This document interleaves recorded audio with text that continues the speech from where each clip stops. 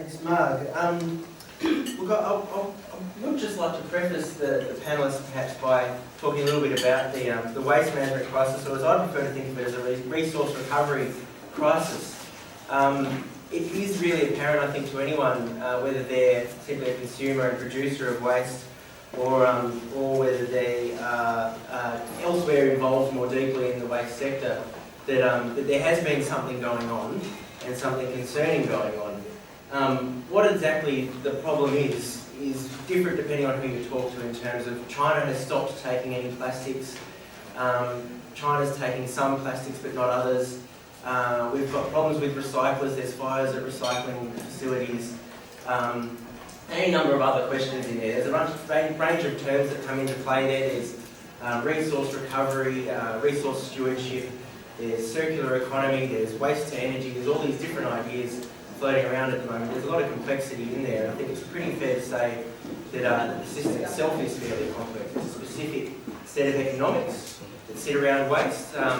Essentially, the core concept being that something that is an externality, the creation of waste as we all go about our businesses, has an economic value put on it when we pay for our waste charge and our waste levy. Now that should stop it from being an end-of-life use for that. It should stop it from going into a hole and should ensure that it's actually reused. By any measure, wherever you sort of put the problem in terms of the resource recovery crisis, there is a market failure. It's very apparent when we've got recycling facilities which we're all keenly watching in case there's another fire or another failure in the factory or the resource recovery centre. We're all keenly watching and looking at what else we might be able to do with our waste other than to send it to those factories. But there's something that isn't quite stable in the system, and something that needs to be addressed and something that needs to be fixed. What exactly that is a really good question, and it's a burning topic for many councillors and for many councils who see their waste levies, Sorry, yes, it is, I'm afraid, a burning issue, pun unintended. For all of us wondering where our waste levies go, and I think justifiably asking the question, if we're paying for this externality to be internalised, then why isn't it actually going where we thought it was supposed to be going?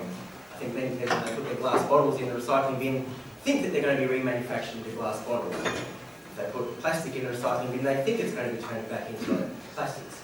So I am probably, I'm not sure why I was asked to be here, Mark, but beyond being a waste nerd and a long-time friend of the VLGA, I will pass over directly to people who are, I think, more learned in these matters than myself. Beginning with Sietcha. I'm not sure what a Sietcha professor is, but you might begin by letting us know what exactly that means. But Veena Sahajwala, who directs the Centre for Sustainable Materials Research and Technology, or SMART, at UNSW Australia, delivering scientific and engineering advances in sustainability of materials and associated processes in collaboration with industry. As an ARC laureate, Professor Sahajwala is revolutionising recycling science to enable global industries to safely utilise toxic and complex wastes as low-cost alternatives to virgin raw materials and fossil fuels. The team is working closely with industry partners to deliver new science processes and technologies that will drive redirection of many of the world's most challenging waste streams away from landfills and back into production, alleviating pressures on the environment. I think one of the really exciting things about that is the idea that we actually do manufacturing locally. We take our waste and rather than treating it as something we got rid of as cheaply as possible, we actually see that as a resource and can turn that into valuable things. So perhaps would you like to introduce yourself and a little bit of what you do from here, and then I'll introduce each of the panellists as we go around. Thanks, Veena. Yeah, thanks, Sebastian. I'd like to begin by thanking Mark and Catherine for the invitation to be here. And I'm really excited that I think that picking up on the key word there, which is manufacturing, I think if we can sort of put that in the centre of our conversation, then of course all of these raw materials that we're talking about, they're not going to be considered as a waste. And of course the reason why when we talk about system failures and all this happens, things catch a fire and all that, to put it into very simple context, our raw materials, our products, they're changing in nature. The materials are becoming more and more complex, whether we talk about plastics or any of the other products. So we can't assume that a lot of traditional recycling technologies can continue to deliver the sort of outcomes that we've been used to. So if you're sort of thinking about, yes, melting down glass to make more glass, or reforming plastic HDPE bottles to make more HDPE bottles, absolutely nothing wrong with that. Of course, we should continue to do that wherever possible. The complexity lies in when we've got a collection of different types of plastics and glasses coming out of all kinds of products. So it's no longer just your, your consumer items are no longer, if you have to sort of rewind 10, 20 years ago when you didn't think about, mobile phones, and you didn't think about the complexities of plastics in your cars and your devices and your remote controls and even all the gaming, hardware that comes out of our homes, which I'm sure everyone, can relate to. So I guess I'm sort of just putting that into context, that technology has played such an important role that I realize. So whether it's your sort of, the keyboard, mouse, hardware around your computer, and you just look at all of these items, then you've sort of got this situation where your plastic is not just the good old plastic that we think what goes into a PET bottle or an HDPE, or glass is not the same glass that goes into normal consumer glass, even though we sort of look at it and go, well, what's the problem? Isn't it all just glass? So I guess the reason why I want to sort of preface that is if our technologies have changed, we expect so much more from materials, right? Now I'll give you a classic sort of extreme example with glass. Solar panels, right? So here's a product that of course has got significant quantities of glass in it. So you might say, okay, well, so what's going to happen to that glass when we, get to the point where we have to recycle and use a lot of that glass coming into our system as waste? So there are all of these examples of what might seemingly look like glass. Of course, what's the problem? Don't we just send it off to a smelter and recycle it that way? Isn't it all just recycled? So I guess I'm just throwing that out as a preface there, that our products have become more complicated. And of course our products have become more complicated because guess what? We expect it to be, right? I mean, we talk about solar panels becoming more efficient and cheaper and all of that. So of course it happens because a lot of technology has gone into making these products more efficient. So glass is not just one oxide of silica and we just melt that silica and make new silica out of it. So it's that sort of background that has led us to this point. Lots of high temperature resistant plastics are not just plastics, they've been reinforced by glass fibers. So you actually go back and look at what's there in our circuit boards as, in fact, the board. The epoxy board has been reinforced by glass. So there's all of this complex mixture of materials, and that's why I wanted to just make the point that we cannot just assume, therefore, that even traditional recyclers will know what to do with it. And that's why we are in a situation where we haven't quite kept up with what other countries are doing. So you might say, well, why can't we do what the Koreans are doing, or what the Europeans are doing? Well, they've got a huge mass of materials and products that can just be thrown into a smelter, smelt out copper or glass or whatever the case might be, and make a product. You can make a big hungry beast economically viable if you feed the hungry beast, which is what a big smelter is. Australia doesn't have that. So either we say, right, we'll just continue to send things overseas, which we know is a problem, or we can say, right, what's the alternative? The alternative is us being able to process our own feedstock and recognize the value that it has to offer. Why should we be processing solar cells and batteries and circuit boards and so on? Because there's lots and lots of high value metals in it, just to use that as a starting point. Whether we're talking about cobalt, silver, gold, lithium and so on. So that's the prize, the big prize at the other end. We can't assume that somebody somewhere else operating a smelter in the world is going to give us the fair value of the metals that are there in it. Let's not kid ourselves. A smelter in Korea somewhere is not actually going to tell you the amount of money that they're going to make out of our resources. So it's up to us to determine what that is and extract that value. So if we can't set up a smelter, then what's the alternative? The fact that these are highly valuable metals and materials, you can actually allow for small scale technologies, which is where microfactory technology that we're developing in the Smart Center is all about creating high value niche materials that the world is going crazy for, because again, guess what we all have? Our phones, our laptops, all of those that contain batteries and copper and circuit boards, and when you talk about cars, again, electric vehicles. So the list goes on and on. So on one hand, we're talking about the electrification of the world.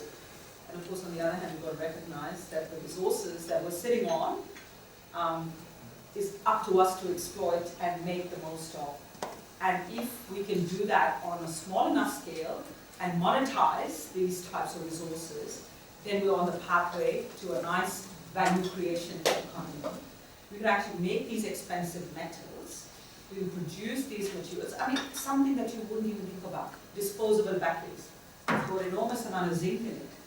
Zinc oxide as a product that we've shown that we can make out of disposable batteries is worth thousands and thousands of dollars per ton. So we're talking about materials that already have tremendous market value. They go into manufacturing all kinds of high-tech devices that we use. So we are consumers of technology. So here's an interesting opportunity for us. We've got all the resources coming in the form of waste. We're users of technology. We know we need all these expensive metals and resources, whether they're metals, metal oxides, whatever the case might be, and I won't go into the details of manufacturing that. I'm simply trying to say that we are going to create new models of circular economy. You cannot just depend on traditional recycling technologies. And this is where microfactories are important, because they allow us to recognize the value of a lot of these expensive metals and oxides that we use, even in our disposable batteries that we simply just throw away and don't think about. So is that a whole new paradigm for the world? Absolutely. So I was invited to speak in Poland last month, where the manufacturers, they're already saying, can we please access some of these materials so we can manufacture products out of the valuable metals and oxides. So I think the world is already headed in that direction. It's up to Australia to be a part of that, value chain. We can either send away these valuable materials called waste, or we can truly identify and establish and monetize it. So part of the work we do in terms of not only developing technologies, also developing economic models around understanding where the value is. If we understand the economics that underpin what we have, then we can actually be very savvy, not just from a science and technology point of view, but in fact from a commercial point of view. And I think so often Australia is sort of criticized for being a country that loves to do science but doesn't know how to commercialize and deploy new ideas. And I think there's an opportunity. Australian manufacturers are hungry to do it. We've got Australian manufacturing partners who are actually already producing products out of these types of waste resources in partnership with universities. So I think we can't afford to criticize manufacturers anymore. They're hungry. I've been traveling across various manufacturing sectors, small and big communities, it doesn't matter.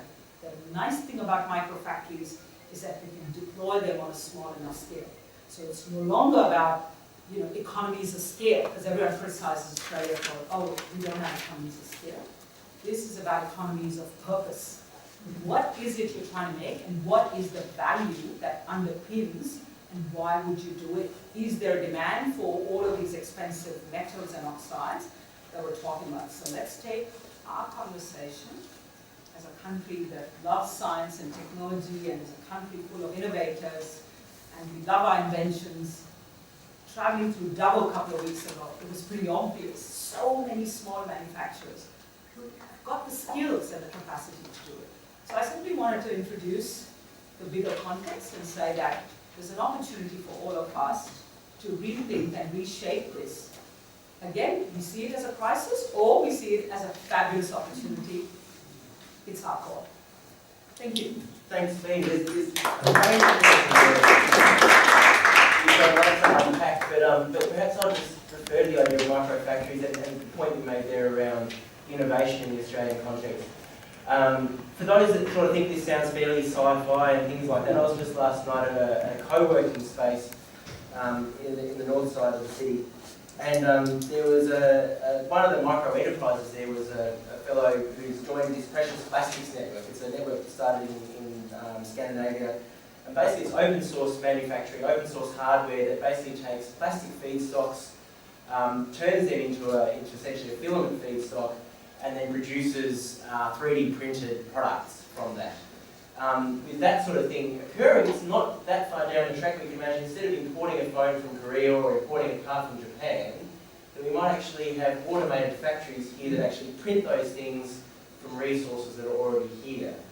Now, it might sound fairly sci-fi, but think about what that would do in terms of reducing the cost of transport, in terms of the environmental impacts, and in terms of creating that concept of valuing our resources and then reusing them. It's a really great way to sort of transfer, to segue as well to Matt, not just because of his background in industry and recognition as a leader in industry, and also his previous life with SV and his recent much vaunted, I don't know if you're aware, Matt, there's been a lot of buzz about your return to SV. A lot of people, I think, very excited to see someone with your vision back in the seat there. But you mentioned earlier, just before we got in here, a statistic around innovation and commercialisation, which I think is very relevant to Vina's conversation, also speaks to why it's important that we look to micro enterprises and look to economic development and enterprise development as part of the solution. Could you perhaps just refresh us as to what exactly that statistic was before you were launching? Yeah, sure, Seb. It's, so Australia is around 17th in the world for innovation, but around 73rd in the world for innovation efficiency. And the way I put that to the panel before was that it's effectively saying for every output of innovation we've got, it takes us about 5 or 6 inputs of process to get us there. So we've got great ideas, but we probably collectively need to be a bit better at putting those ideas in practice and getting them to the market, and absolutely recognise that there's no doubt that innovation is going to be part of the way we address the issues, not just coming out of China and the problems we're having from a commodities point of view, but I guess in the way we reshape the structure of the waste and resource recovery sector and move towards this idea of circularity, which is great that I think it's moved well past this point of being a buzzword. People aren't just talking about circular economy as this pie in the sky idea. It really is a structural change in the way we think about resources, the way we value resources.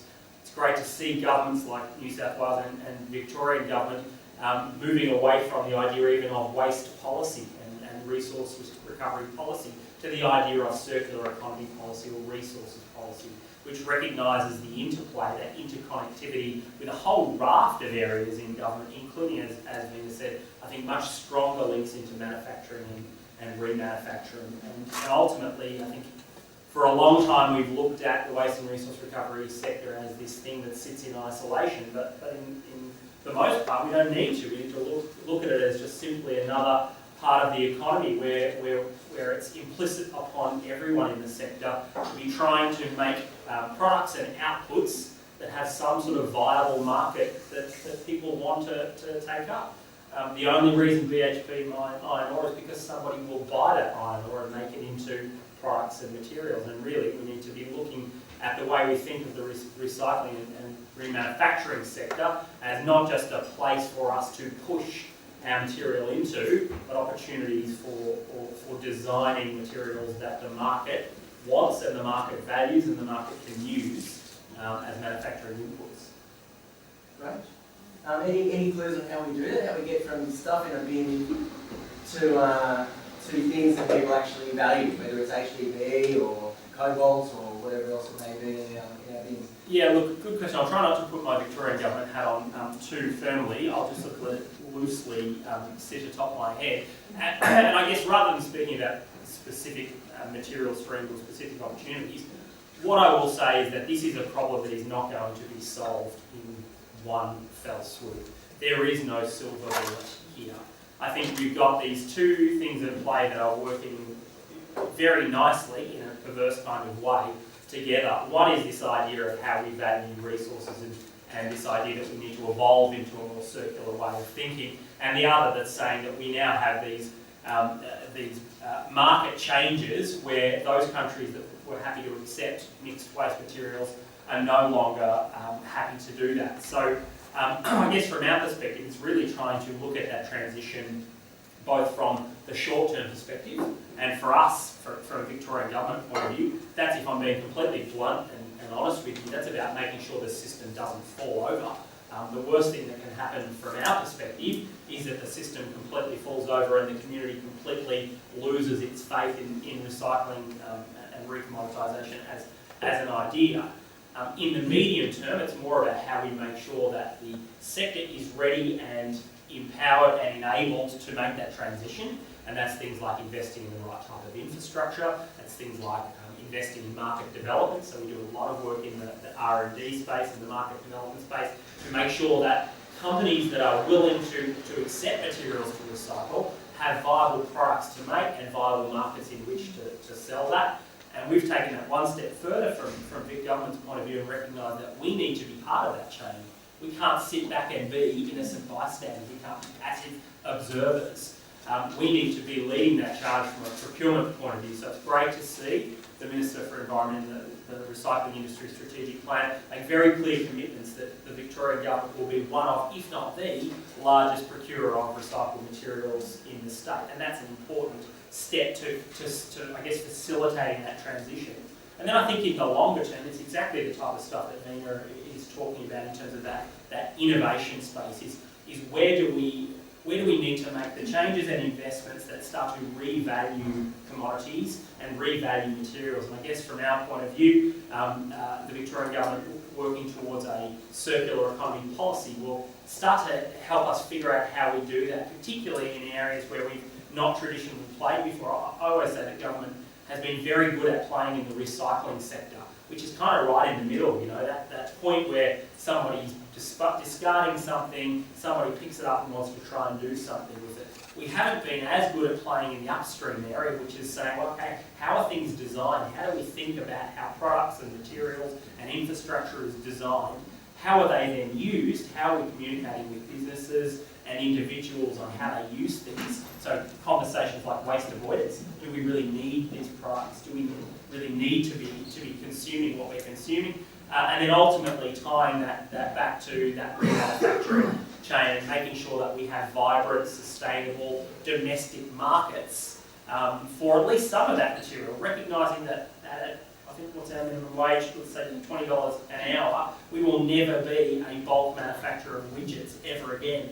So it's about where are there opportunities to make value-add products that make sense commercially, and where are there opportunities to make sure that whatever is being commoditised has a market in which to be sold. I'll take a little bit of issue with something you said just there. Good. In as much as, I mean, the common sort of phrase is manufacturing is dead in Australia, but it's worth mentioning that Victoria actually has the strongest presence of manufacturing in terms of domestic products out of any of the states in Australia, and it's actually growing. It's not going that way, it's going that way. So it's worth mentioning that, it's worth thinking about what that's currently worth in terms of economic value and jobs and all this at the minimum wage that we have.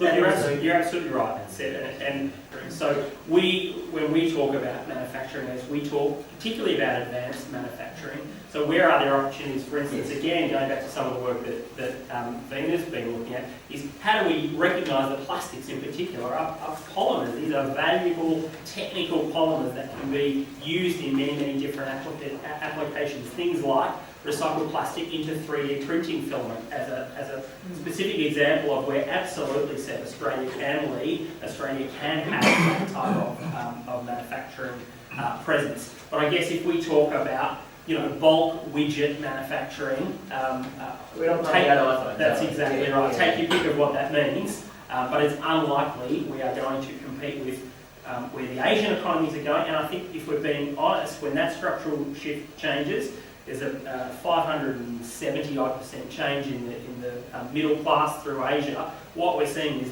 that Africa is likely to be the next destination for that bulk widget manufacturing. That's what I mean. If you look at the economics, that absolutely is where it's going. But I think the circular economy then plays into that. Can I get a quick hands up? Who's heard of a circular economy? And who understands what a circular economy is? Great.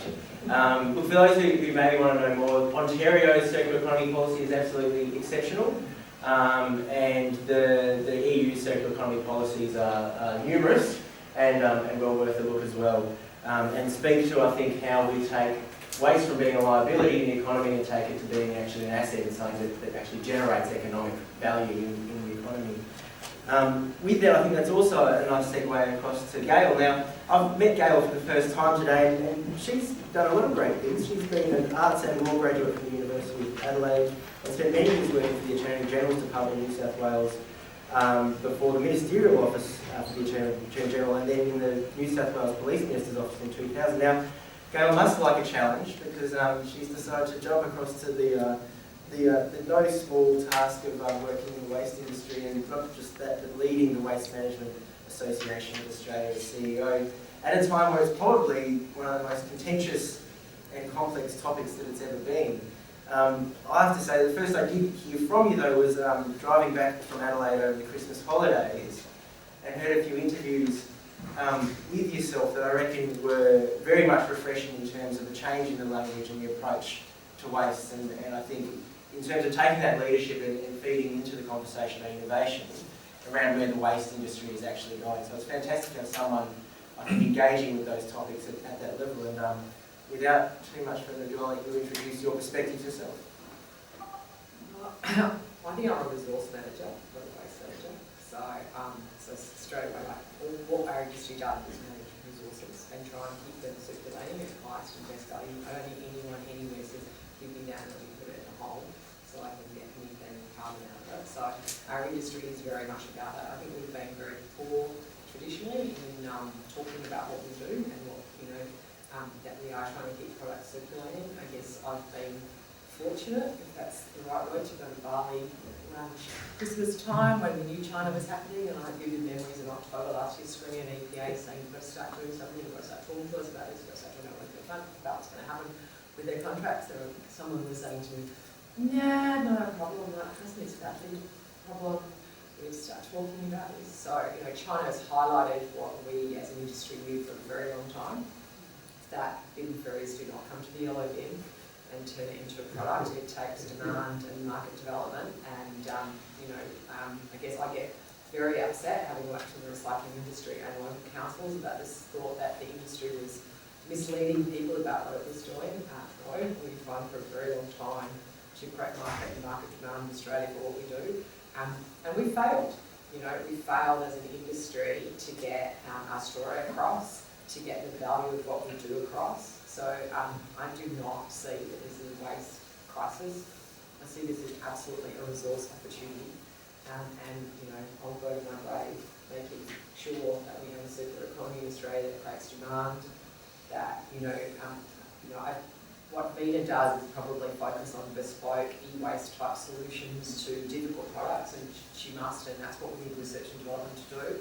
But when we generate 64 million tonnes of waste annually, we have to think very much about what we create in waste, how we manage it, how we source separate it, how we value it, how we use it to create jobs and investment, and set up the right parameters at state, local government, the right demand. As consumers, we make the right choices around buying recycled material, avoiding packaging and products we don't need like food waste, and creating that jobs and investment back in Australia. So, for me, it's just such an exciting time, and there's just so much opportunity for us to work together to solve and tell the whole story about the whole circle and not just this part. Like even the language we use, we're sitting in Cameron this week with the National Waste Strategy. It's almost at a high level done. And you have a conversation around the table with people who live and breathe food like I do, and they talk about recycling. And I said, so what does that mean? And most of them just think about the material company facility. Merck doesn't recycle it, it sorts, puts it into a bale and moves it to a remanufacturer, a reprocessor, a recommodity. Like that word, Matt? I thought that was good. You might remember that one. Yeah, sure. Yeah, but we do not put enough emphasis on what that next stage of the chain is. So, we don't take all those extra plastics if we just talk about the household, and which probably is what most of you are interested in. We're very clear about what goes in the yellow bin. I'm very clear that councils are not different, they're very similar, but they've got council officers who try to interpret what's been put in the bin because of such crap packaging that's made without responsibility for. We know what we're doing, but we just can't get enough people in Australia or companies valuing it and buying it back from us, and that's why it was going to China. 1 million tonnes people, not the remaining 63 million, but they were buying it and reusing it, so we need to do the same here. So that's got to be our goal, and I guess that's what I'm focused on. Great. I'm going to ask the silver bullet question that I asked earlier. What do we do about it? There's some top interventions or top ways, parts in the system that we can poke or change. What do we do? Yeah, I think we have to have a greater emphasis on product stewardship and extended producer responsibility. Pushing it back up the chain. Yeah, we do not bring it like the example of the solar panels, photovoltaic coming to market. You should not be able to bring any product into market in Australia without guaranteeing we're going for reuse recycle. So, there are abilities for governments to make decisions around design, and we every federal and state have responsibilities around extended producer responsibility. We need to fix up the packaging, use packaging method. Voluntary does not work. The whole point of that is brand owners taking responsibility for their waste and reusing and recycling it. I don't know, if something that comes in 2005 and in 2018 is still pretending voluntary is going to work, you're kidding, right? My kids ain't changing in 13 years, they're not changing. We need to make those things mandatory. And we need to have this conversation about value, and we're also going to have to pull some of those levers like they have in the EU about mandating. EU's done very well on circular economy because it's used very clear carrot and then stick. Yeah, it says you've got 2 years to achieve it. If you like, we're going to make you achieve that. So unlike Australia, where I use the reference that there's a race to the bottom, we want the cheapest. In the EU, you've got more of a, I want to be a race to the top. I want to be the leader in this space, and I want to be known for it, and I know the power of the brand. So I want to use recycled content. I want a label. We've just gone out and put out Australian label recycling labelling scheme. There is no label for recycled content. How does I, as a consumer, know that I'm buying back product that's recycled and even better, recycled Australian content? Because that's why you're putting it in the bin to buy it back. Yeah. So yeah, I'll tell you exactly what you need to do. Oh, great. Excellent. We'll have time for questions shortly, so I won't necessarily hold the conversation. That does speak to the point earlier around procurement and I guess not just the role that local governments have in helping to close that loop, but perhaps all of us can take some The responsibility. interesting choice is that we bang on about plastic, and plastic is not good more businesses, so we need to avoid it. But plastic does have a good purpose with food waste to a point, because there's a balance, but we could also stop buying food we don't need, and there's $42 a week in Victoria that you could save. That would not stretch your carbon. So it's a huge, and avoidance of course, it's a huge part of the conversation which isn't, I guess it's very difficult for governments to participate in that conversation. It's been an interesting absence thus far. Well, we've got a target of a reduction in waste creation by 2030 of 10% in the national waste strategy. And this week we agreed that we will actually quantify what that looks like, because we're on average of 2.8 tonnes per annum, I think. Is that right? Sounds about right. Yeah, so we've actually said rather than have one of those vague targets that go reduce it by 10% by, we've actually gone, okay, in 2030 we actually need to be at 2.6, for example. So we actually know what we're aiming for. Yeah. I'm working towards that. I'm going to quickly offer you a glass of water and that. I've got a little stash down here, thanks. So it's probably remiss not to have done so already.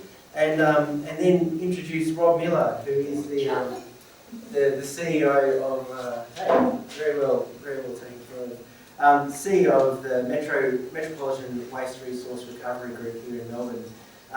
Rob's been in local government for about 30 years and has led the Metro Group since its inauguration in what year was that, Rob? It was more than 10 years ago. More than 10 years ago. And really, the Metro Group has been the model by which the state governments then designed the rest of the Metro Groups throughout the state. He brings together a metropolitan-wide approach. That's all of the councils, all 32 of them in the 31 of them in the metropolitan area, and integrating the waste and resource recovery infrastructure requirements from them as well as into the Victorian planning policy framework. So Rob looks forward to being a part of a new era in the management of waste, of Melbourne's waste, where waste is seen as a valuable commodity and where new efficient technologies are delivering step change improvements to the recovery of valuable materials, including organic waste. And that's probably, I think, a little bit of an underselling in terms of the fact that Rob probably deals with some of the biggest contracts and some of the biggest projects, if not in the state, but in the country, in terms of pulling large numbers of councils together to get maximum efficiency out of contracts to the waste sector and ensure that we're able to, for instance, deliver our organics to organics processing facilities and things like that. So it's really a big job, big numbers, and a lot of responsibility at hand. And I think you've been a very busy man over the last year or so, Rob. Had a busy day yesterday, and I suppose the point I wanted to talk about today is the conversation that we have in the sector. Front page Herald Sun yesterday was all about fortnightly garbage collections, TV programs, radio programs.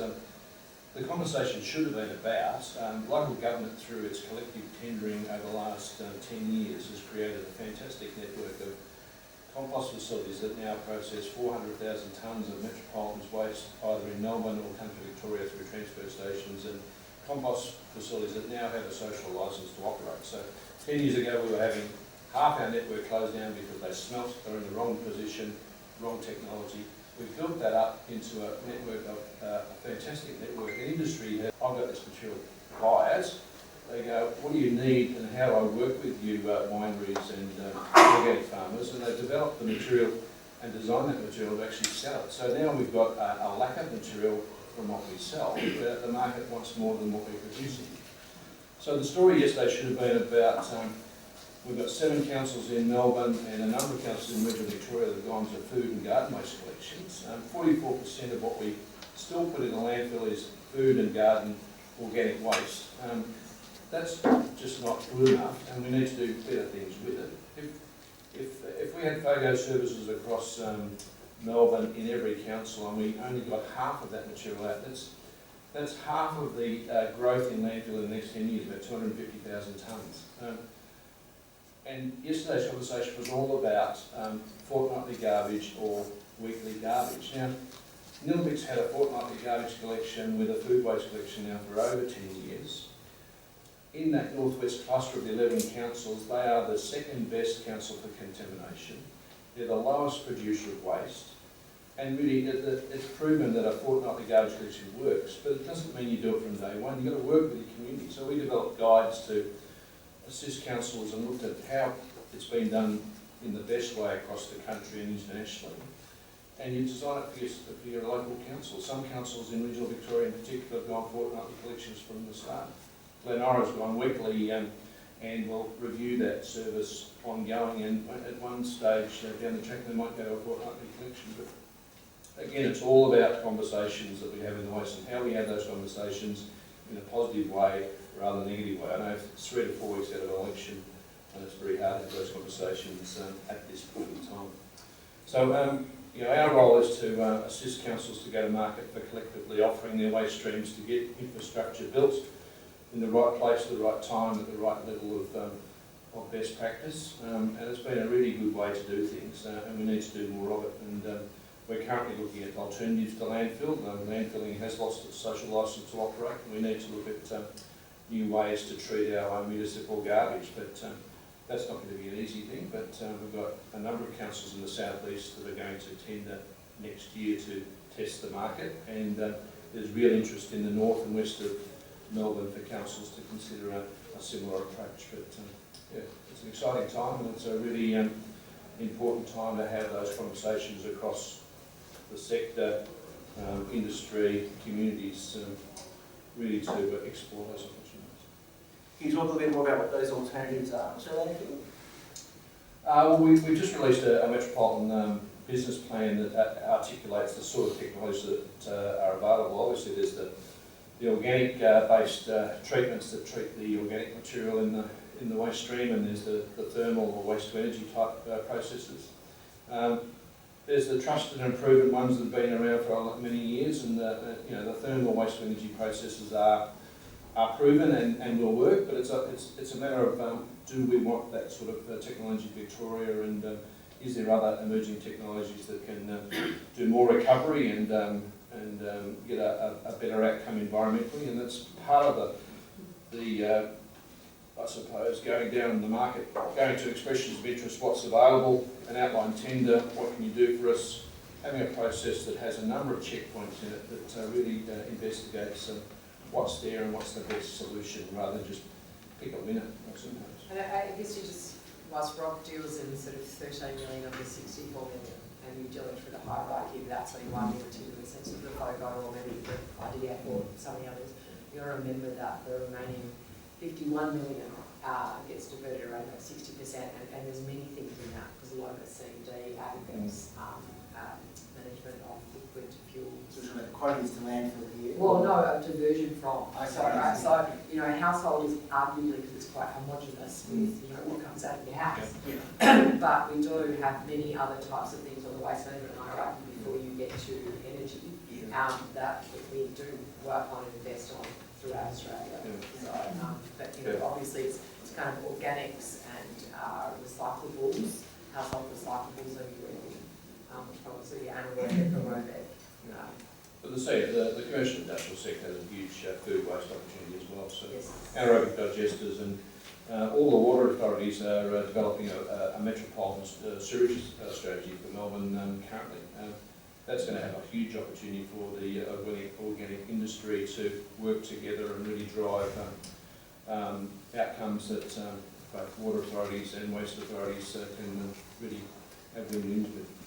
Absolutely. But I mean, you know, it's an interesting point we make. We talk about, you know, utilities, we talk about all the industrial applications, C&D waste. So to me, the natural connection, we were talking about innovation and product development, comes in. Let me just pick up a very simple example. A product like activated carbon. Activated carbon is a product, as you may have heard of, is very useful when it comes to water treatment.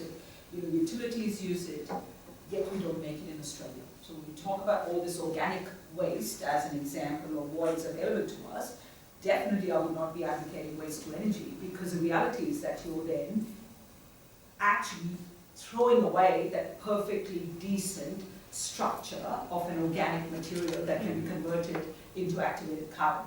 This activated carbon as a product can actually be manufactured in Australia and can be utilized in Australia by our utilities across the country. So here's an example, and I'm So now... what's activated carbon? Okay, so activated carbon is a product that's a very high surface area carbon. The surfaces are used as absorbents. So you might want to do treatment of water, odor, pollution, whatever broadly speaking. You can use products like activated carbon, which a lot of utilities do use, and we import that from other parts of the world. So it's changed to the molecular level. It is a change at the molecular level, and the point is why I'm using that as an example of a carbon product, because all the organics that we talk about, and if the conversation is simply around waste to energy, what we are forgetting is that there is a much, much greater value product that is available that we could be making that is utilized in Australia, where we're importing that from other parts of the world. That's a really good example. Do you know offhand how much waste timber we have in the Victorian context? Oh, geez, put me on the spot. I don't remember, to be honest. It's about 500,000 tonnes a Yeah, year. it's in that vicinity, isn't it? And currently, I mean, a lot of that does end up as mulch and things like that. But that then decomposes and becomes a carbon emission in itself. Exactly, which is my point around organic products. And if we just keep thinking about compost being the only solution, again, we're doing ourselves a disservice. That all of these high-value carbon products, if I can sort of put it to you, carbon is an electrode material that goes into manufacturing products. There are a whole hierarchy of high-value products that go into manufacturing, whether it's activated carbon that utilities need. Millions and millions of tons of this material could be utilized right here in the country. So I guess to me the point is this, right? We've got to start asking the question, what are we already using and what can be put into practice straight away? And so I guess some of the conversations we're having, of course, with people like Sydney Water is to be able to say, what can we do in terms of allowing them in the future to be able to be a part of that manufacturing solution so we don't have to import activated carbon. Again, you know, many, many hundreds of dollars per kilogram. That's what this product is worth, right? So to me, it's all about, we talk about C&D waste, you know, all of this sort of stuff. But the question is, where is the value in what we want to make? So yes, there is the wood-based, plant-based materials, and then there is all the other inorganics, right? The oxides, glass, and construction material and aggregates and so on. So we've got to fundamentally understand what can we actually take it into. And there is a whole range of building products and building materials. We were chatting earlier, someone was asking me about waste textiles. Guess what? Waste textiles are nothing but high quality polymeric materials. They are synthetic polymers, polyester, nylon. It's a shame that we throw it away into landfill. So again, to me, this is the connectivity between an obvious thing like textiles, good quality polymers that can actually go back into manufacturing high quality products. We just need to be able to join the dots in that way. I definitely know of a few green waste managers here in the metro area who would be very glad to deliver their green waste to a local facility rather than the countryside to produce high value products rather than just having to pay for transport out to somewhere where it's going to become part of the mulch at large in the Well, exactly, and in some instances with composting, you have to recognise that not all composting does a good enough job. It's about the nutrients that go into a specific compost. Again, it's got to be customised, so it depends on the plant matter that you are actually developing. You need to understand the level of phosphorus and nitrogen and sulfur and all of these elements that are there in a compost. Not all organic matter converts into good quality, usable compost. So again, to me, it's about not just making compost for the sake of making compost, but customizing it, making sure it does the job that it's intended to do. So I guess to me, it's again, I'm not saying there's anything wrong with producing compost, but it's got to ultimately be something that customers are willing to pay for because it delivers value to their business. You spoke, Gail, earlier about the waste hierarchy. How can we use the waste hierarchy, I guess, to make decisions in terms of how we approach, speaking to the points that Vina's making there, how do we use that to make decisions around how we approach the waste system and get more out of it from an economic point of view, from an environmental point of view, from a resources point of view? From everything we do, like everything from, from myself as a consumer and yourselves, from everything I do with the sense of, do I go to the supermarket and do I say when I buy that dress because I can't stop at Witchery without buying something, I don't need that packaging at first instance. So that's avoid? That's the top of the waste hierarchy? The top of it is avoid, and I know that that's very strange for a wastie to say, and I'm not a waster, I'm a resource manager. Do I need these things? Do I buy the right food? So it's everything that I think and do is about avoid, and then I never thought of myself as a greenie, but I am. I never put glass in the recycle bin because I know how hard it is to recover, but I know what a powerful thing it is to actually store and use. So reuse is the next thing I personally do. But not to be too trite about it. Like I'm sitting here looking at these tiles and going, I love these carpets because someone's actually designed it differently. So if the tile square gets dirty, I don't have to replace the whole carpet. So that's the circular thing. Yeah, so it's about this whole thing of thinking differently. And we don't get to, so I find all this conversation very interesting because, I do think there is a role for waste to energy. It is on the hierarchy, it is below treat, and it is above landfill and use. But the ultimate, for me, is particularly in an MSW space, is that we design so that we don't make products any longer than need to either go to landfill or energy. Yeah, so it has a shelf life. I don't think we'll ever get to that point with C&I because we are dealing with difficult substances that will have calorific value and we can't recover. But I definitely do think within the MSW space there will come a point that we'll have less of it. And that's what's coming out of Europe now. Yeah. So if I'm a council and I'm looking at green waste, and what was going through my head through that conversation was Wagga has got, for example, a lovely Wagga region. They have their own green waste in situ. The beauty of the waste industry is not everything is going to be large and centralised. You are going to have local solutions.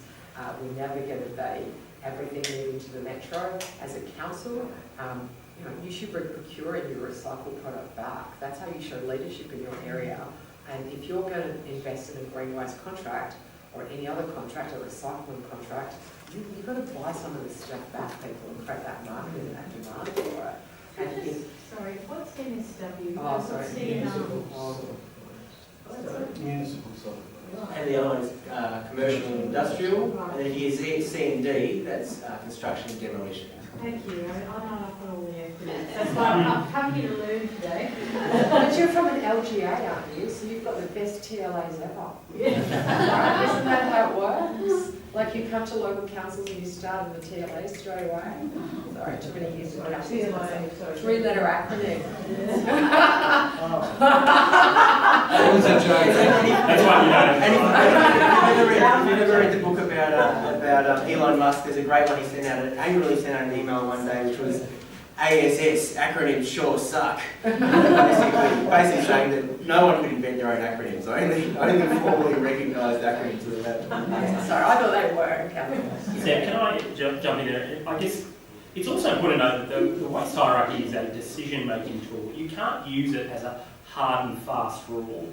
It is there to guide and inform decision-making, but there's a whole range of other things that come into that. Things like the proximity principle, things like environmental justice. you have to, it's really there to help you understand the trade-offs that you are making as you make decisions on how is the best way to value and treat resources. And I think if you start using it as a hard and fast rule, you end up in that point where you just have those perverse outcomes because you're not looking at some of the other factors that really need to be at play in that decision. And I agree with that, because I think we're very poor as an industry potentially about talking about complex issues. We tend to look at issues in isolation, so dare I say plastic, right? So there's a view at the moment, and I love Warren Waston, Craig is awesome, but there's a view that all plastic is bad, and all plastic is not bad. Single-use plastic is bad, yeah? So anything that's designed for use once is waste, right? That's it. 95% of plastic packaging is waste. That is bad. We should avoid. However, not all plastic is bad. HDPE, PET, and PPL increasingly. If you read anything internationally, those of you who are nerds like me will know about the Ellen MacArthur Foundation. You probably read the New Plastic Economy. They talk about the fact that golden nuggets in plastic and packaging, PET, HDPE. We know that every collection sorting system deals with it well. We know we can recover it well, and we know we can recycle it and manufacture it well. We can do that in Australia now. We actually just need to get rid of the rest, yeah? But we also need to also understand that the carbon emissions from plastics is way less than the carbon emissions from food, often, right? So it plays a good role in managing food waste. So not all plastic is bad, but having those complex conversations is not easy, yeah? So, whilst we're faffing around with plastic bags and straw, which are important issues, the EU has just turned around and gone 10 single-use items banned. Let's go, people, because what we're actually talking about is avoidance and creation of waste. So these are complex conversations that we need to work with the community now on, that we've got this great attention on us to try and explain some of these complex issues. One of the really exciting things about that model you used of councils buying back their own green waste is that they then actually have a quality control role in the production cycle.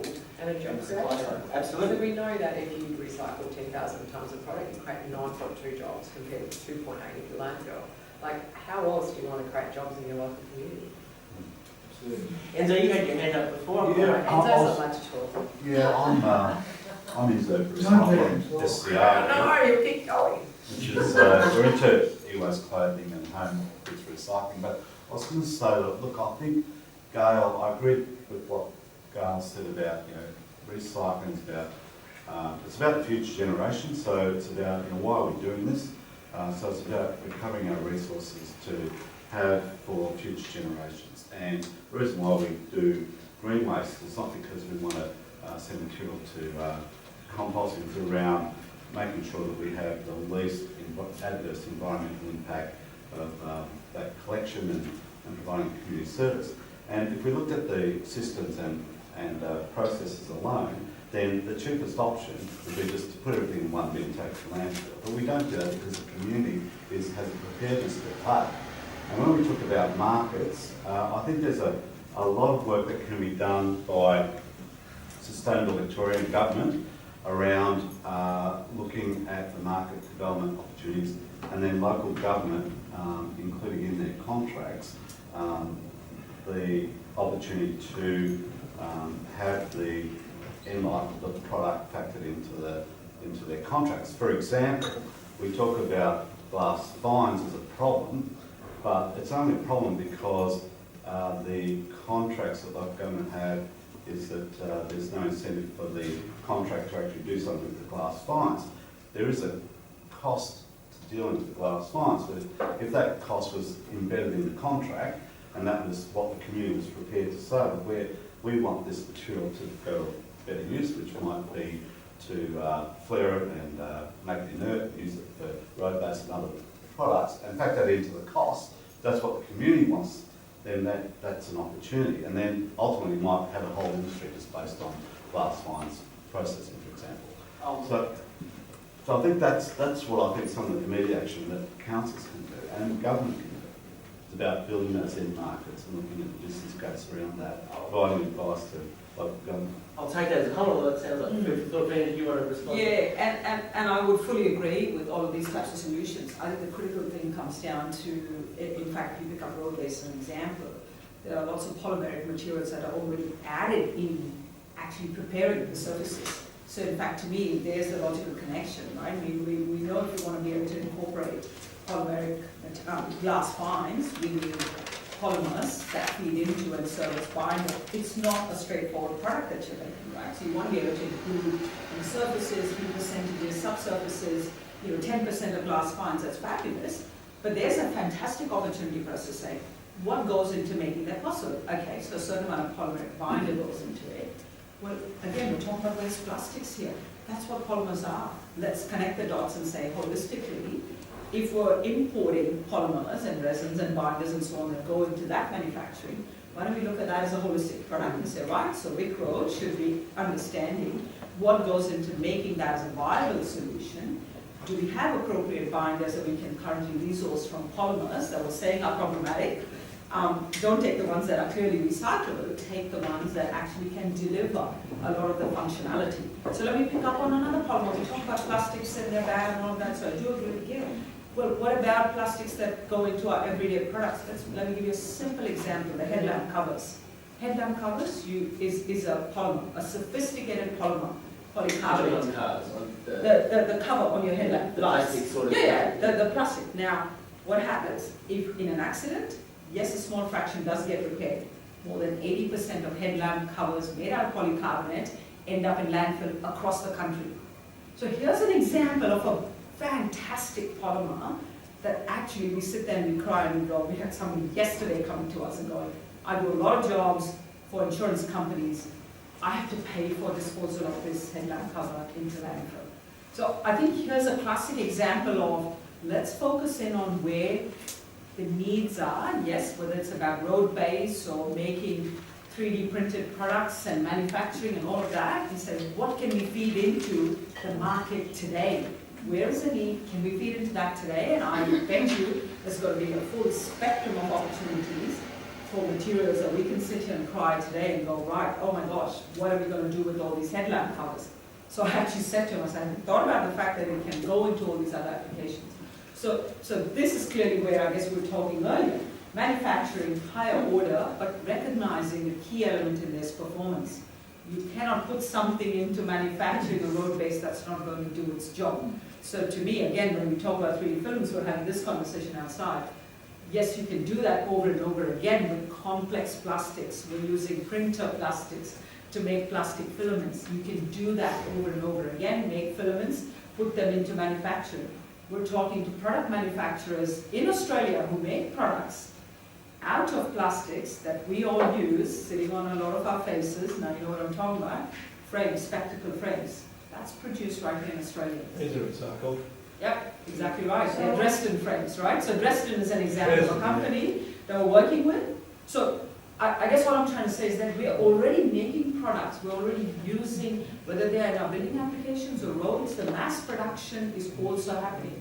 When I use the word production, it's to deliver the infrastructure that we need. Why can't we join the dots and deliver quality materials into our infrastructure? So next time you go out and buy new specs, make sure they're Australian manufactured recycled specs. Absolutely. None of the red. In terms of procurement, we've got a massive infrastructure building program, and this question's from Mash, in terms of your comment about government leading. Sure. I wasn't sure you said charge of change, but it doesn't really matter. Either either. Yeah, leading that in terms of procurement. So, Vic Road has been mentioned, and other government agencies have been mentioned, and there is an intergovernment, there are intergovernment, I think there's secretaries of departments. Now, we need this sort of forum, and whether it's happening with all the agencies, we need Big Track, we need the Level Crossing Authority, and building railway sleepers, and all the plastics in the building materials, and all the infrastructure, and the recycling of the concrete that's been demolished in structures to make way for new ones. So, in terms of leading the charge, how can you, in Sustainability Victoria, or through your economic development, I mean, they're called Department of Economic Development, and the rest of it, transport, infrastructure, employees and resources. I mean, look at that's the department that Sustainability Victoria and all of us need to be having. That is their role, at least in their title. The question is?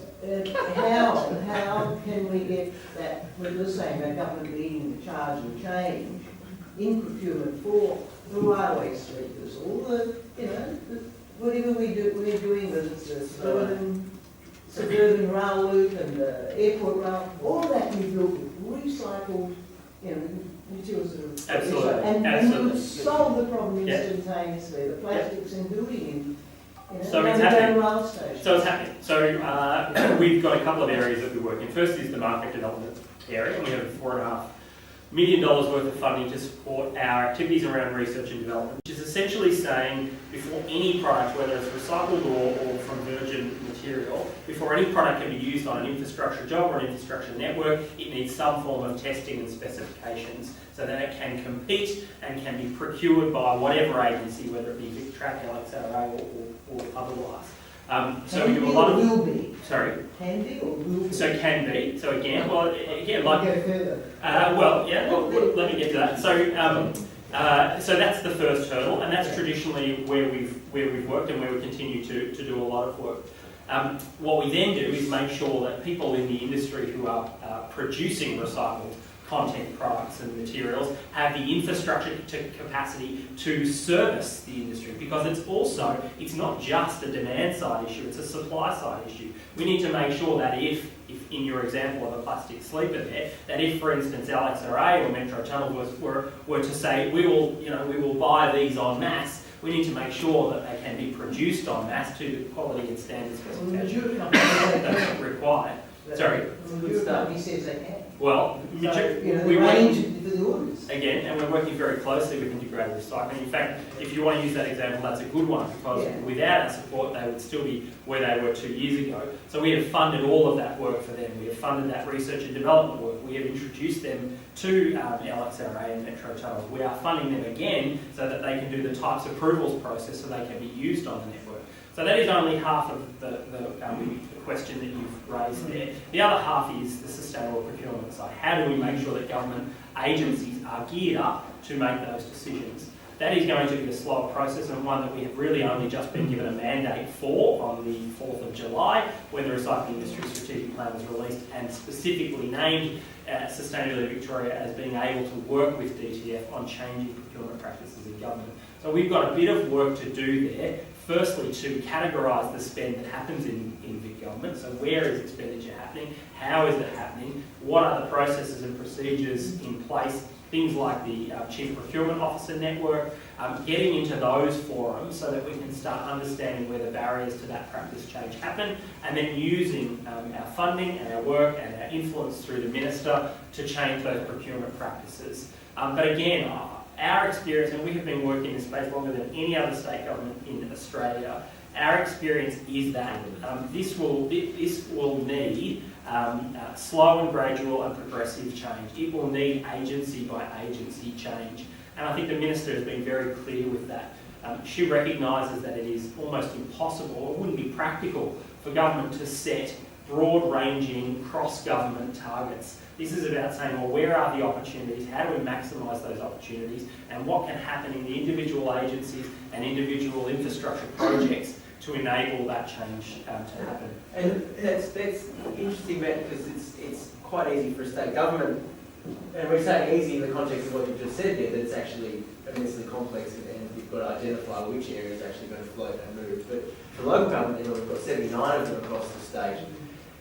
How do infrastructure managers, how does capital works departments and things like that, how do they access that sort of information, and how do they make sure that council laws there in making procurement decisions and in setting procurement thresholds and standards and policies, how do they make sure that information is readily available in Victorian context?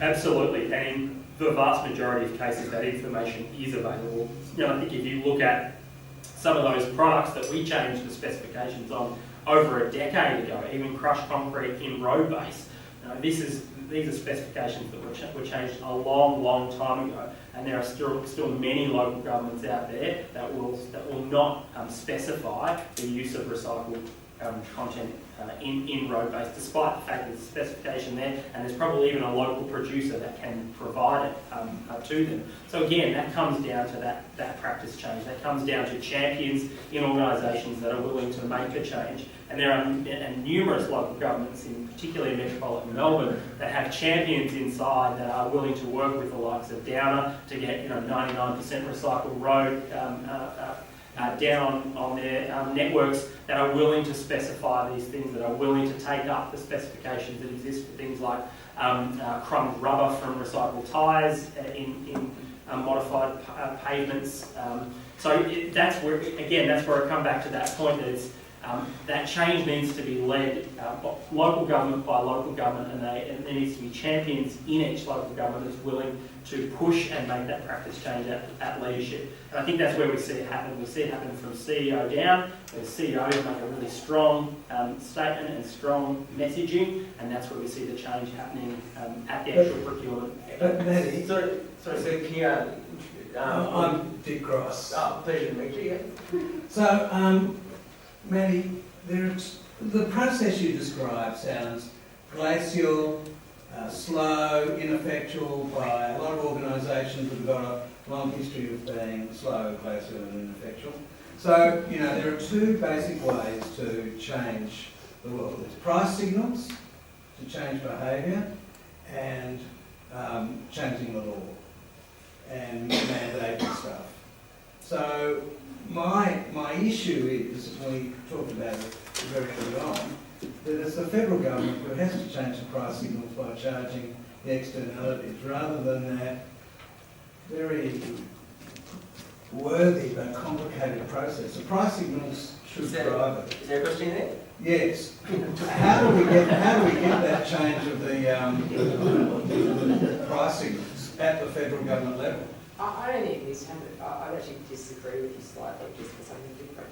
I think that there's a process that can happen in government that can help drive some of this stuff, and it's about leadership. The whole procurement methodology, there has a genuine assessment of recycled content, job creation, environmental impact, because I think at the moment there's a real challenge by all councils, and I work nationally, and I've got to say, you guys are ahead of the game with SB. Thank God you've got it. No one else has got anywhere near as what you guys have got. But you get to a procurement point, and I don't know how many councils are in the room here, but you go, what's the cheapest?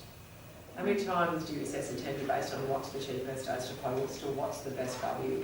So if we were to start, and one of the 2009 National Waste Strategy 16 objectives was them to increase the procurement, that went nowhere. Someone actually asked me the other day what got achieved under any of that, and I can't actually point to one thing that it did.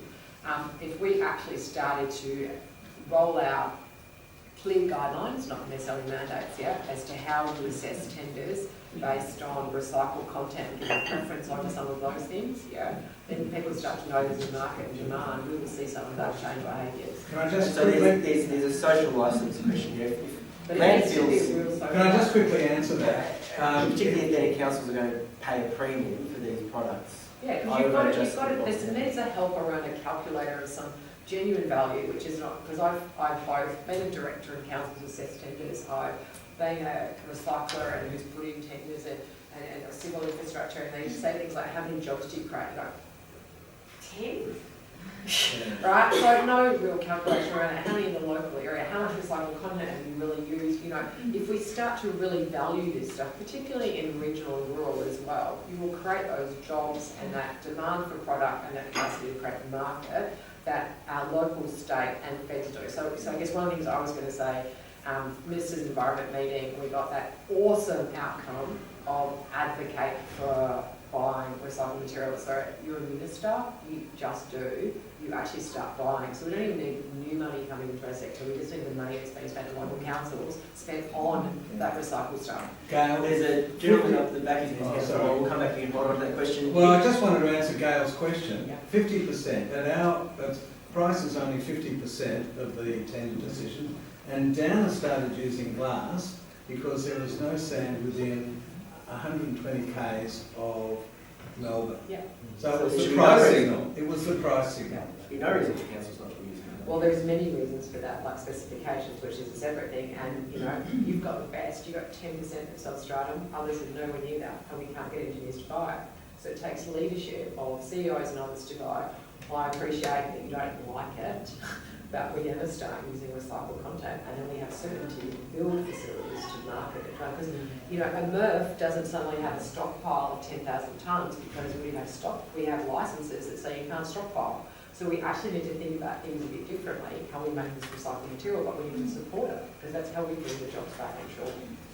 Gentleman back here. My name is Ravi Raghupati from Australia India Business Organization. My question to panel.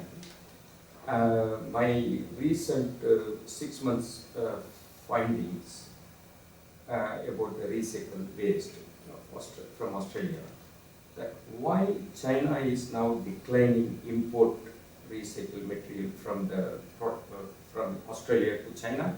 Now Indians are having more inquiry to me, sending emails, and suddenly there is a changes from China is declining and India is increasing to buy that waste material from Australia. And I was surprised when I received an email.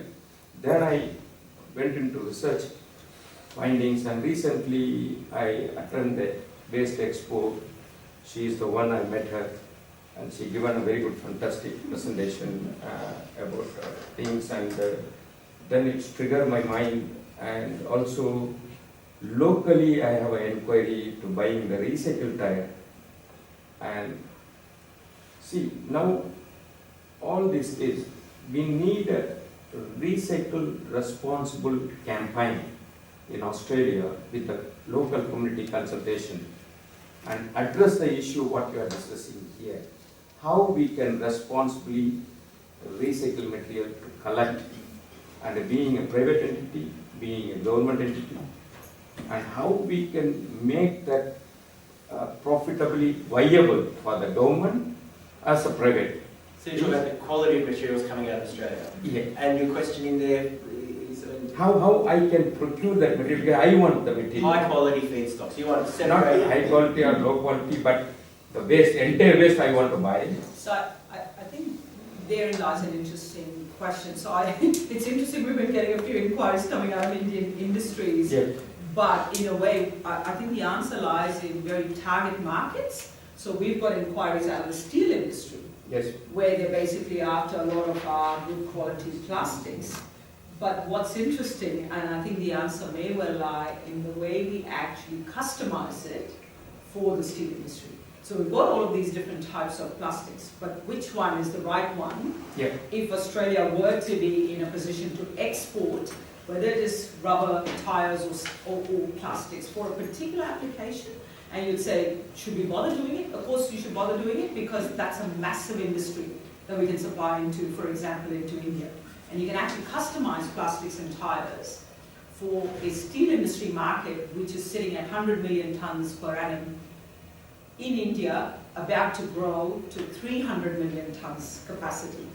If they're already paying a lot of money to import dirty coal out of South Africa and all of these other parts of the world, I think Australia should position itself as a provider of clean resources into markets where they clearly have growth trajectories that are about to explode. So I guess to us it's an opportunity to recognize, and maybe that's the key thing, to recognize where there might be big growth opportunities, and Australia can then position itself and say, right, we'll be able to export some of these materials which are repurposed for steel making application, as an example, because the market is big enough to actually bother to do that. So, you're not just supplying a small amount, but you're actually supplying. So maybe that's really where the answer lies, is to understand which of our feedstocks are actually fit for that particular purpose.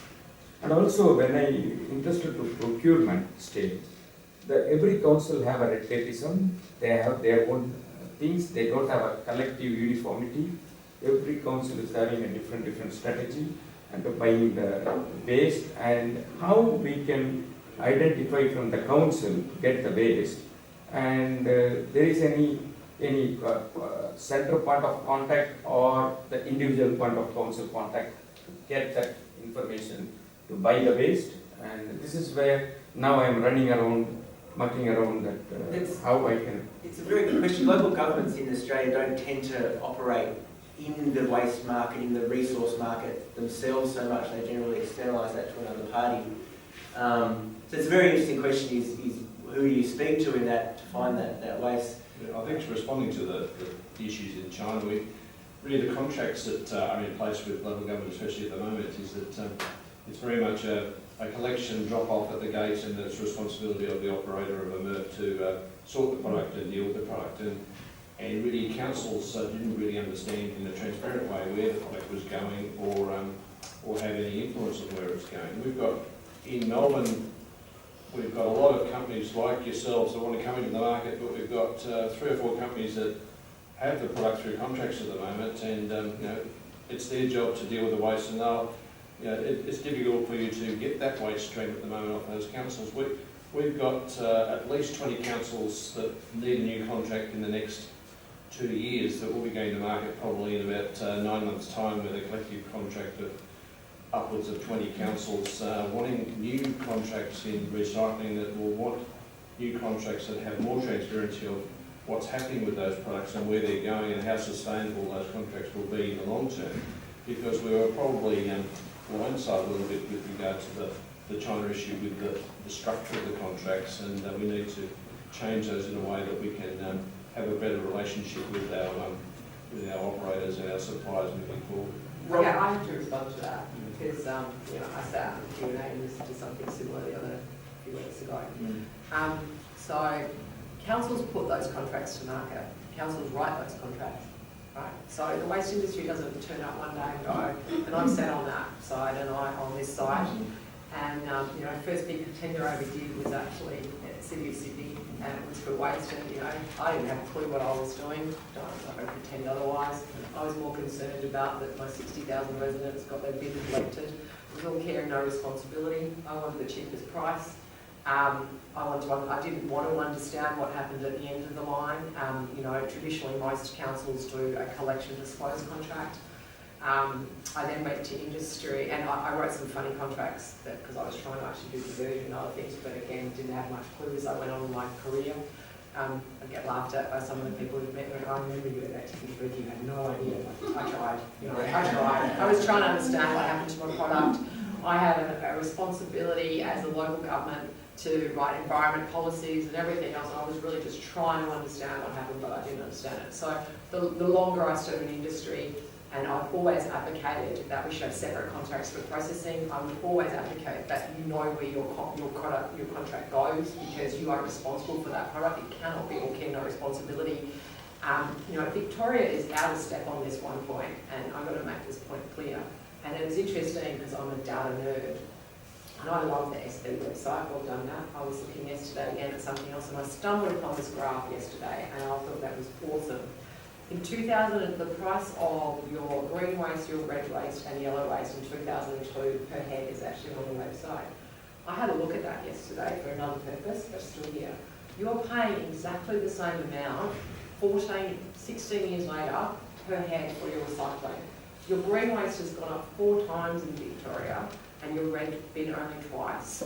So there's been this view in Victoria, and you're way out of step. You're getting paid $200 difference per tonne in Victoria for the yellow bin anywhere else. That's why you had troubles before anyone else. You was absolutely out of step. There was a view that there was gold in that bin and not glass, and you drove, that market got driven to a place. And for people now to say to me, and I've heard this from others, who were blindsided, no, you didn't ask.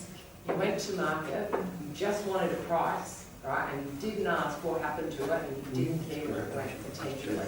Because your prices are way out of sync with what you're paying for the rest of it. So you need to write contracts. Much lower.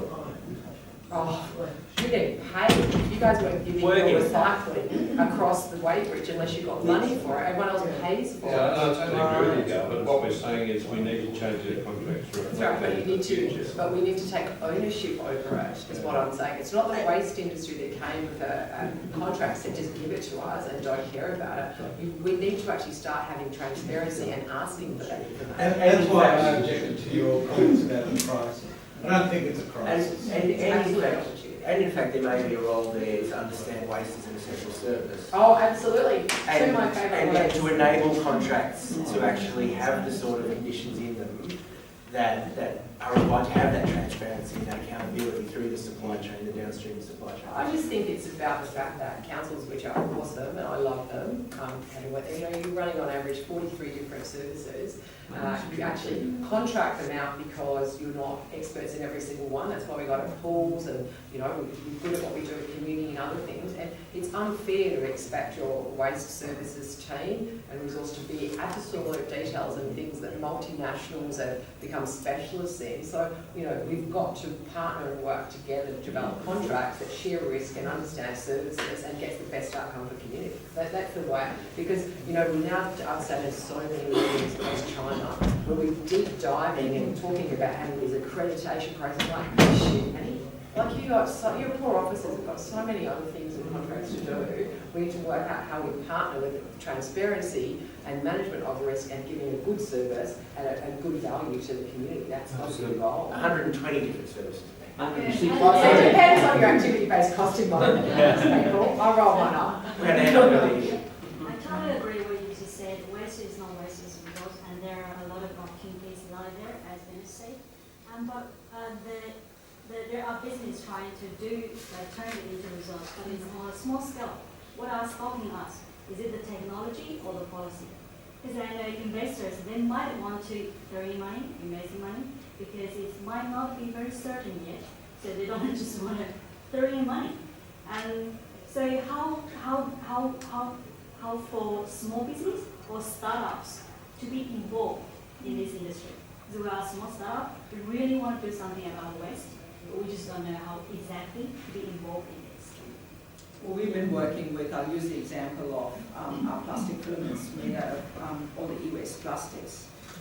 That company basically was not even manufacturing before. They were simply collecting all the waste and sending it off overseas. So here's an example of a small company, I think smallish, SME, I guess is the way to describe it. They're now making these plastic products where filaments are being used for 3D printing. So from my point of view, I think technology is absolutely there, which is sort of coming back to the very early point that Matt was making. We're really good at developing new science and new technology. I think it is now getting it in the hands of end users.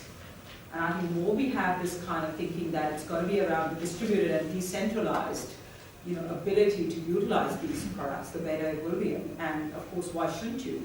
A lot of end user technologies. So in this example, the reason why we went down this path is we know 3D printers are affordable.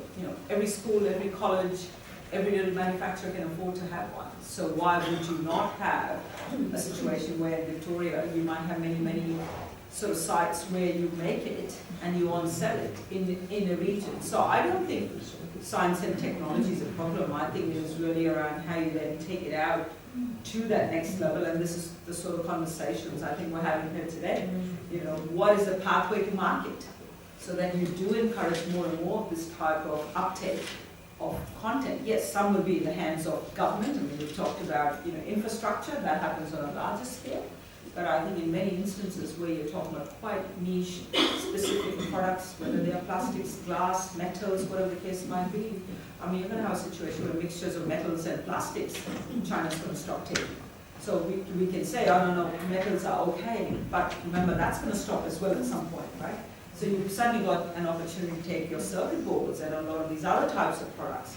Again, small scale, decentralization is important because there's valuable metals in there. Copper-based alloys are worth, $10, $20, $30 a kilogram. So why not? Matt, the Victorian government's put a lot into startup ecosystem, as they call it, and it's working a lot with Launch Vic as well as a number of the accelerator programs around the place. It's probably fair to say that Melbourne universities lead the charge in Australia in terms of that commercialisation question around those accelerator programs. For someone starting a new business that wants to have a crack at doing a better job of the waste, where are they pointed? What's the state government doing? Does SB have a part in that, or is that over with the Department of Economic Development? How does that sort of work? It's an excellent question that doesn't have an easy answer, unfortunately, and some questions to government often don't. What I'll say in the waste and resource recovery sector, I would agree there is we've identified a similar gap that we as an organisation, SV, we are good at working with businesses that are established. They don't necessarily have to be big businesses, but they usually have to be at the point where they have a very clear business model, a very clear offering, there's a waste stream that they're seeking to do something with to get some sort of outcome. What we're not very good at is at linking the problems and opportunities in the waste sector into the startup space, and that's something that we've recognised through our market development program, and we're hoping to actually, I'm glad that you mentioned Launch Victoria, we're hoping to actually do some work with Launch Victoria on a specific incubator in the waste sector for that very reason, so that we can do it two ways. We can work with the existing ecosystem of startups that are there and may have opportunities on the horizon that aren't quite formed enough for them to be accessing our usual infrastructure funding and things like that. And equally, where we've got issues that we know exist in the market that we could put out to the startup ecosystem for those types of innovative companies to be able to come to us with solutions. So I guess it's a work in progress. Certainly Launch Victoria is somebody you should be speaking to. Small Business Victoria is someone you should be speaking to. Eco Development is someone you should be speaking to, of course. We've been pretty good at that next stage, and I'll give you an example of Uni Foods, which is a fantastic organisation that just won the Premier Sustainability Awards, and that's a very innovative business that is using a digital platform to link up companies that have commercial scale excess food waste and link them into other commercial opportunities either inside government or externally. So a good example is, let's say Nestle print 200,000 incorrect tubs of Danone yogurt. Instead of desperately trying to give that away, or even having to pay to give it away, Uni Foods offers a marketplace, a digital marketplace for, let's say, Prisons Victoria, who don't care what the label of the Danone yogurt looks like because they're giving it to prisoners. They can then come, and maybe they won't pay full price, but maybe they'll pay cost price, or maybe they'll pay slightly more than cost price.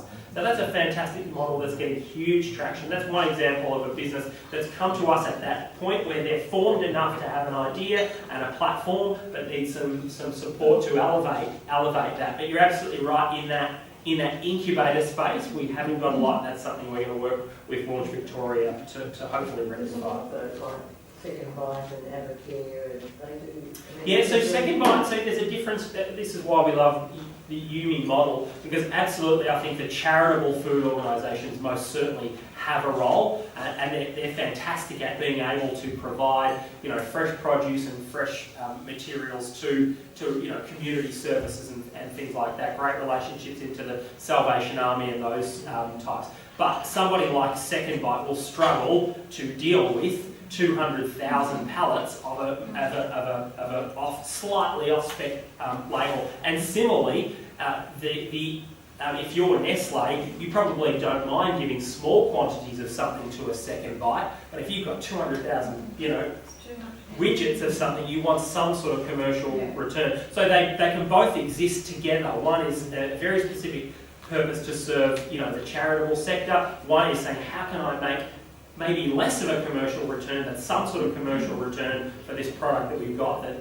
really could find a better home. So it sounds like there's conversations to be had, and there's definitely, I think, an increasing attention from the state government around how to help startups find their way to commercialisation and help to solve the sort of challenges that we're talking about.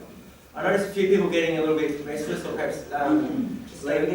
Jurisdiction in New South Wales, but Yours. I also noticed We love drama. the hands up around the room.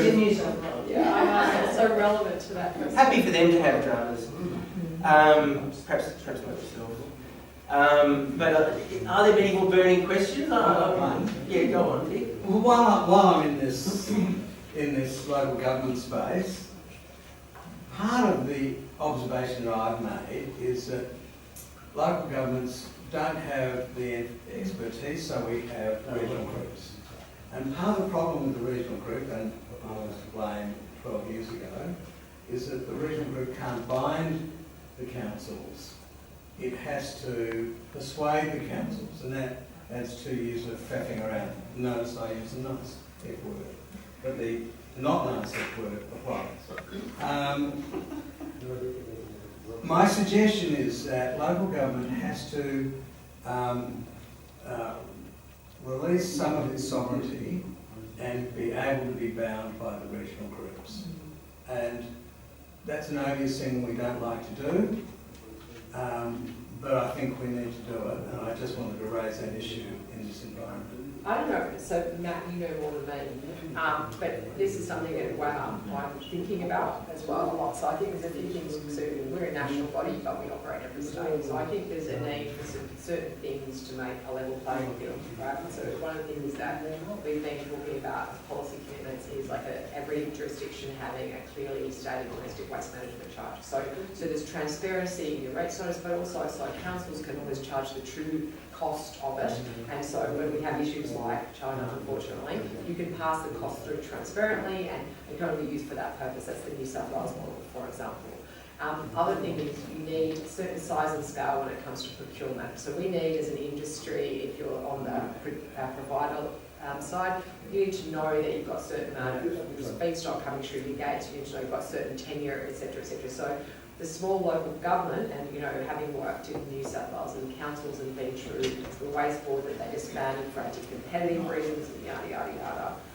And we've got ROCs, unlike Metro Waste, they've got no bargaining power too. Because the challenge is, I don't know about, I look around nationally, you never get contracts that align into period with time and what product they want. So trying to sort of shuffle around your wares and go, can we please have a certain size and scale at a certain time for an agreed tenure, so we can build you this infrastructure, which in theory aligns with the Western Victoria State Waste Infrastructure and Resource Recovery Plan, which only ASA's got. So trying to get all those bridges in place, one of the things that I think we're grappling with is what is the right model for that size and scale that's binding. You've got WA that's got a couple of metropolitan regional waste boards with the MRC and SMRC and a couple of others. So they're they're actually waste boards that are being set up and actually procure and deliver some of those services. And they've got currencies on it, but it's not across all the state. And so the models that we're talking about there, it's worth having a look at the WMAs in South Australia, which essentially are waste corporations that are owned by the councils, the ROCs, which are regionally owned corporations, which are bodies of councils joining together to either procure or to generate their own businesses owned by the councils. That's enabled under the Local Government Act in Victoria. There's nothing stopping a group of councils getting together to say their own council-owned corporation that can deliver those services. No, but we've got Robbie's thing. All we need, I think, to So assist is to have... There's a range, I think, the point that Gail was making is there's a range of models that you can look at. No, but the point I was going to get to is I think we actually just strangely need an agreed national approach of this with some certainty around it, because we actually, and I know I'm kidding myself when I say agreed national approach, but anyway, I live in Lala, because we actually as an industry... It's refreshing. Yeah, it is refreshing. And as an industry, we actually want to provide this essential service in a good way and a certain way in agreed infrastructure and location ways. And so we actually do need an agreed, I believe, procurement model that we can aspire to that gives everyone certainty. Do you hold out any hope that the amount of alignment that was found at COAG recently around waste that resulted in perhaps one of the most visionary pieces of environmental policy from the federal government in a long time? I think in terms of... I think the fact that we got that 5 dot points doesn't make it visionary. Well, look, I think compared to climate change, for instance, but looking at that, do you think there's any hope that that alignment at COAG could carry through to that sort of conversation where states might see that there is the vision there at a federal level that they're willing to perhaps give up their sovereignty, their agency? There was no vision at the federal level. I didn't even know you had environment in this title. But I think that there's a genuine belief that there is a need to cooperate and work together and move forward together. It's not, I sat in a room on Tuesday with the DG of Federal Department of Environment and said proximity principle. Can we get some clarification? Are we going to move forward on that? I couldn't even get a clear answer. So, I think that the feds are still trying to struggle with what their role is. Is it realistic to do it on a statewide level? Yeah, I think states... And then ultimately maybe national, but the cross-border issue is an issue, and the federal government's got power. Yes, they do have a role to play in that. They have a role, but I think they've actually got constitutional power to do with it, unless there's some environmental... Can I refer perhaps to Rob, who would be well aware of the limitations of the waste? Well, I think, just raise the point that it's hard for us to do our business because we can't say to the council, you must. But a robust discussion and a conversation about an opportunity is appropriate, and not every council needs to throw up their hand and be part of a collective contract or a collective tender. So I think it's a great system to have in place with regard to, we worked with 14 councils when we went to market for the North West Organics contract, and 11 councils participated in that contract. 3 councils didn't really need the contract moving forward and were part of the conversation, and they dropped off. I think we can improve our processes to shorten the time frame and to make those conversations a bit more work a bit quicker and a little bit more professional in regard to the way that we approach some of those conversations. But I think if you look at the Loddon Valley, they're in their second phase of procurement with another 5 councils, so they'll have 12 councils in the Loddon Valley that are collectively going out to market for multi-contracts. You've got the 6 Gippsland councils going to market shortly. We've got 27 councils under a landfill contract, 25 councils under 3 organic contracts. It's working in Victoria, and it's a model that should be advocated across the country. It could be improved, but it's a fantastic opportunity to go out to market with collective tenders to offer industry enough ways to do something for 15, 20, 25 years, which we've been doing. And My observation is that it's slow, Can I- that people drop Just go off. to the Maybe the answer to Dick's question, have you heard any rumours or any inclination from the state government to amalgamate Oh, 3 weeks corporate before an waste? election, you think any state government is talking about changes to the Waste and Resource Recovery Group, you are on crack. There is no chance. We're going to I won't What about the day after? I think that's, Yeah, well, what happens in December is that's a pretty definitive answer. I think, are we in caretaker mode at the moment? absolutely, I can assure you. First, so I can assure you there is absolutely no discussion going So I on think at the moment there's a big piece of on the governance. a big piece of policy and social licence to feed into that conversation for council. Yeah. Councils have their waste services amalgamated and corporatised. I think there's a question. That's exactly where I was Yes, going. The gentleman from Wyndham. I don't think they're being amalgamated, I just think they're being bound. I think that's a The mischaracterisation. gentleman from Wyndham, Peter. Thank you. I suppose we're in a unique position where we actually have a tip that we own ourselves.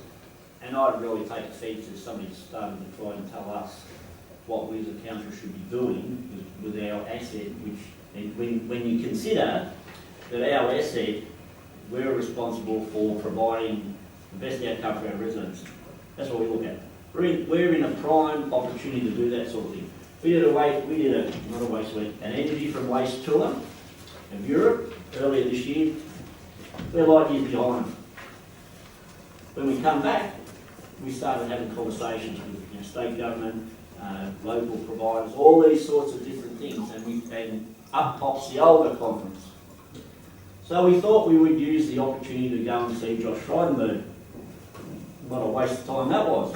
I'm going to steer you towards a question if I can. Well, I probably could talk for an hour and a half on it, and there's a whole It's lot not of a view that we have to talk about. Now, there's a whole lot of things that people have been talking about. There's a lot of constraints that are placed on local government and competitive, and all that sort of stuff. We've been through all those sorts of things. It's about having people sit in the room and have a conversation on what is going to be the best outcome for all the things we've been talking about. I've been listening to everything, but at the end of the day, the council is hamstrung by a lot of the things it can do. The state and federal government. And when we spoke to Josh Frydenberg, we said, we need you to change policy. He says, that's never going to happen. How does COAG end up being something? That's why he's never treasurer. Are there any more questions? I think we're just about to wrap up the questions. Yeah, okay, so maybe one more from you, sorry. I'll go to you, Kevin, ask the question. All right, I'm Sharon and I'm here as a community member. So I'm interested because I live in an area that's very close to a lot of recyclers. I live a block away from SKM that had the big fire. So, and there's lots of, the recyclers are proliferating in the area and they're stockpiling, even though everyone's they're not.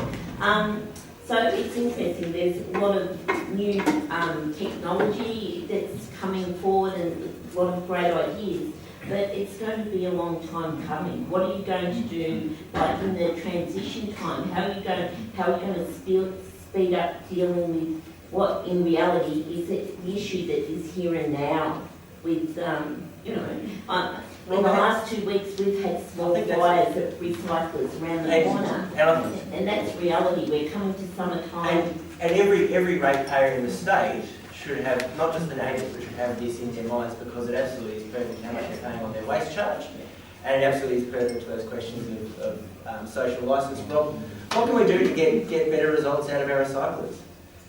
Well, I think, our state government looked at a task force to look at how recyclers store their waste and store it in a way that minimises the impact on local residents like yourself. So the EPA is doing and need to continue to look at the way that their scheme is operating and ensure that if they are going to stockpile their waste longer than they normally do because they can't get it moved as quickly as they want to, they store it in a way that doesn't affect or provide you with a risk of a fire happening. So we need to be on top of that, and the government needs to be driving that through the EPA. The issue of moving our materials through recycling contracts, the sorters, it used to be a worldwide commodity market that they were going to the best price, and the best price traditionally was the likes of China for the stuff that the baled plastic. Now they're looking at not just baling the plastic, but sorting the plastic and selling the plastic in the different streams, and some companies are even looking at pelletising the plastic. That's not going to happen overnight, but that will happen hopefully more and more as lots of SV and other governments put money into it and industry puts more money into it. There's Andrew Smith, I can't remember his company's name, they import 100,000 tonnes of pelleted plastic material every year to produce their plastic material. They could use a lot of product from Australia. They're not going to do it overnight, but they are willing to do it if we can provide them with the material in a clean way and a way that makes sense and they can use properly. So it's going to be a journey that will take some time, but in the meantime we need to manage in a way that we don't provide you with the risk that obviously you're concerned about.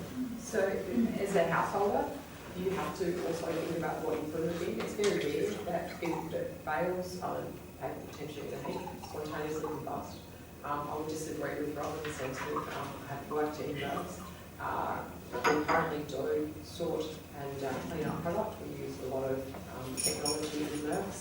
I guess I'm going to speak for Busy. I can't speak for Espan or Polytrade, but if you have Busy down here, they use high-tech sorts, they use which are polymer stuff. We've been separating into bales for a long time and taking out contamination. The biggest issue I saw in MRFs, and I used to watch this daily, was just the confusion around recyclable and reusable. I saw so many batteries. I didn't see too many handheld batteries because toys shouldn't be in there anyway. But things like this concept that the soda stream canister was, because it was reusable, was therefore recyclable. That became a really big issue for us. And then you've just got people, and also barbecue bottles, for God's sake, who thought that was reusable. So the knowledge around your community discussing what goes in, because it's those incendiary devices that are potentially causing those fires, as opposed to anything you do on site with that. So, generally, most of your MRFs have got hand sorts at the start, and you've got the capacity to stop the line and pull the stuff out. But there's things that get shredded. There's those lithium batteries and stuff. If they manage to not blow up in the truck, and they're not blowing up in the MRF, there's a good chance that's what's causing the fire. So we have to make sure we do that. I don't buy the discussion argument that you can't buy this product in Australia. I know that there's a capacity, like we know that Busy with RCAD is actually doing PT, and actually Nature's Organics are doing their own. We've just seen Coles move to using 100% recycled PET. The challenge is that no one's making it on spec on the hope that someone gets it. What we have to do as Australians, and we've just seen that there is investment in pelletising and flaking. We saw Impact Environment just set up they did take a risk because they were traders and they know what China's done. They set up a pelletising and flaking facility in Lower Queensland, so we can make it here. But what people are still doing, and I'll name it, I'll get in trouble again, Coke, they're going to Taiwan and buying overseas recycled PET because they don't want to pay the prices in Australia, but they'll sell the drinks at Australian prices. So as consumers, we want the Australian recycled content, we want a label that says it, and you want to ask the question, you want to support those companies like Nature's Organics who are using 100% recycled content. and taking it back in Australia. So we've got to do that pull, because it ain't going to happen by magic. So shifting that focus further up the supply chain, for consumers and residents, they can actually play their part by getting it right on bid night, as they say. And I guess I just want to leave with one quick point. I mean, we raised the issue of fires. I think it's really important to understand from a human and health safety point of view. There is something that is coming down the pipeline, and again mentioned with your own batteries. I think it's really important that we actually have a clear sort of focus on how we're going to deliver that in the future. I know the ban's coming here in Victoria next year, and I think, let's be prepared for it. And I suppose if it does end up in a lot of these stockpiles because it's hidden in a piece of toy or a piece of whatever, where, there are button cell batteries that are tiny. So I guess, a lot of these hidden dangers are there, and I think we just need to be able to be prepared for it a little bit better and saying, what should we do so we don't end up then creating another reason why we might end up with more fires as a result of a lot of batteries that are hidden in devices. As we get the e-waste ban happening, make sure that we as residents are all doing the right things, doing the right things. Yes, exactly. But anything else to close out on that one? I'm going to draw a line from there if I can. I think there will be an opportunity to catch people afterwards if you'd like to. But anything else on that point, or anyone else for a closing comment? I will, Sharon, and I'll catch you after because I know you want to talk about it further and understand where I'm limited time. Look, what I will say is thank you for coming as a resident. I can assure you that every single conversation that we're having about contingency planning in the waste management sector at the moment has the importance of human health and safety as its number one discussion point. So every single discussion we have does not start with how do we save the recycling industry. Every single discussion that we have in Victorian government at the moment starts with how do we make sure that every Melburnian is safe from the risks associated with recycling at the current point in time. I know that's not an answer in terms of the solution, but I want you to go away with the knowledge that that is absolutely the case, and I'm happy to talk to you after we've wrapped up. With that, everyone, please help me in thanking Matt, Vina, Gail and Rob.